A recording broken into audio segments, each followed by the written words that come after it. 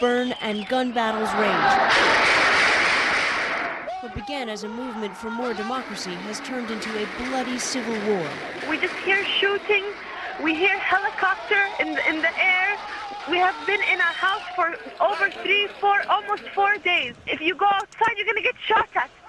Reports from eyewitnesses describe bodies littering the streets, people too afraid to leave their homes and collect the dead. With few journalists in the country, the numbers are difficult to verify. Human rights groups say hundreds have been killed, gunned down by Libya's military and gangs of well-armed mercenaries. Leading the violent charge, a defiant Muammar Gaddafi, who today addressed his nation on state TV and refused to step down. I am a fighter, a revolutionary. I will die as a martyr at the end. The hour-long speech was delivered from Gaddafi's former residence, damaged by U.S. airstrikes in 1986, preserved as a shrine ever since. Rambling and bombastic, Gaddafi described the protesters as a bunch of drug-fueled vermin manipulated by outside forces. He called on his supporters to take to the streets and fight. It's vintage Gaddafi, totally removed from reality. He's just completely unpredictable.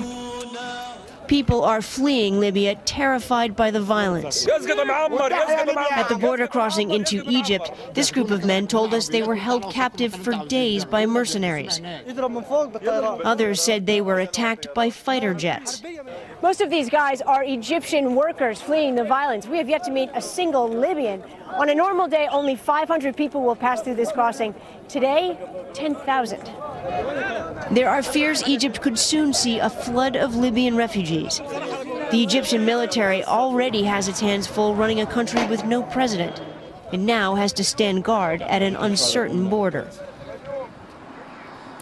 There are further signs that Gaddafi's support might actually be eroding. The interior minister resigned today in protest over the violence.